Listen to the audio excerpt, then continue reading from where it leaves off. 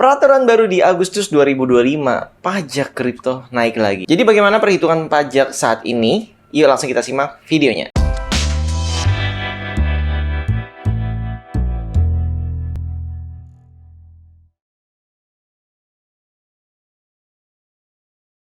Assalamualaikum Sobat Fish TV. Oke, kali ini kita ingin bermain-main dengan perhitungan pajak kripto di tanggal 1 Agustus 2025. Karena per tanggal ini itu sudah ada perubahan ya.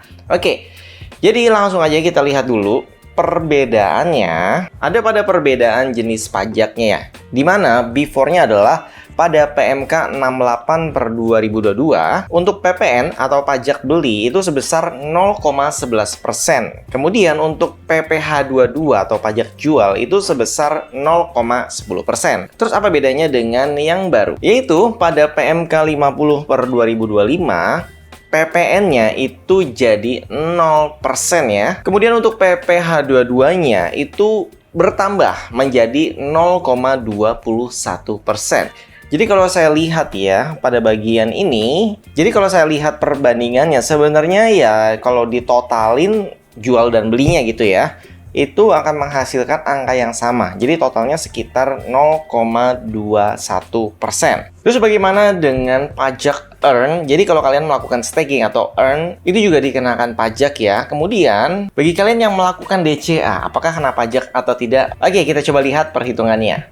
Dan ini adalah contoh ya. Jadi kalau kita trading itu kan ada pairs, contohnya ya BTC IDR. Ada juga BTC USDT gitu ya. Nah, kedua pairs tersebut itu memiliki perbedaan dalam jumlah perhitungan fee dan pajaknya. Oke, dalam perhitungan kali ini kita menggunakan exchange toko kripto. Bagi kalian yang belum punya akun toko kripto bisa daftar menggunakan link yang ada di deskripsi video supaya kalian bisa dapat diskon 20% untuk setiap transaksi ya. Jadi kalian dapat diskon fee transaksi 20% dan itu sifatnya selamanya. Oke, jadi langsung aja ya. Ini kita melakukan pembelian dalam bentuk IDR. Di sini terbagi menjadi dua, yaitu maker dan taker.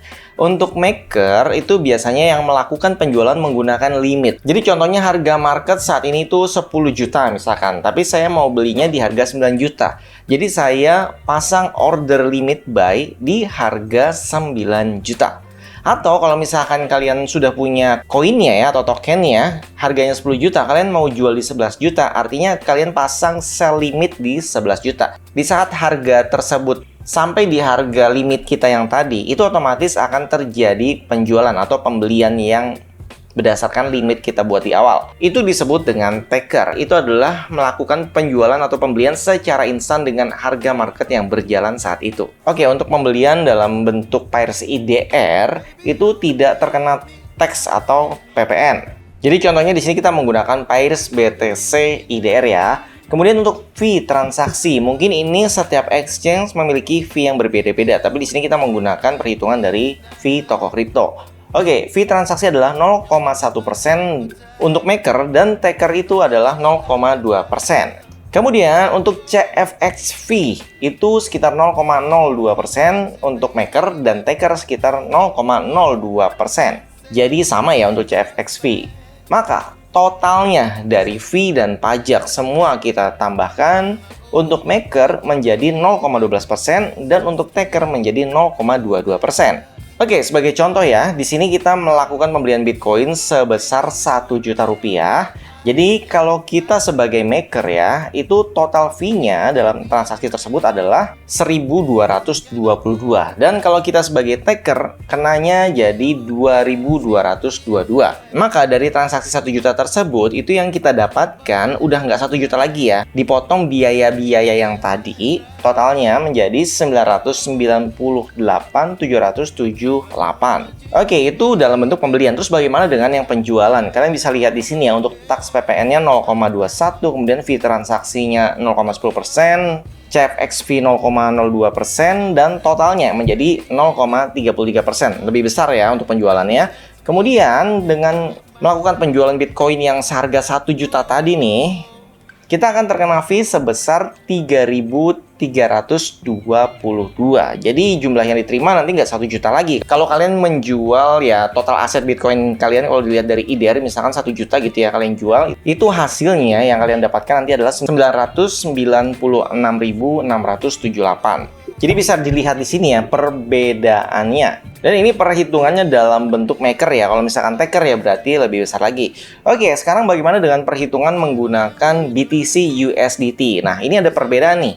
Oke, di sini langsung aja kita pakai yang maker ya, karena memang saya untuk setiap transaksi biasanya menggunakan limit jual dan beli. Untuk pembelian dan penjualan dalam bentuk yang USDT ya, itu hasil yang kita dapatkan totalnya adalah sama, sekitar 0,40%.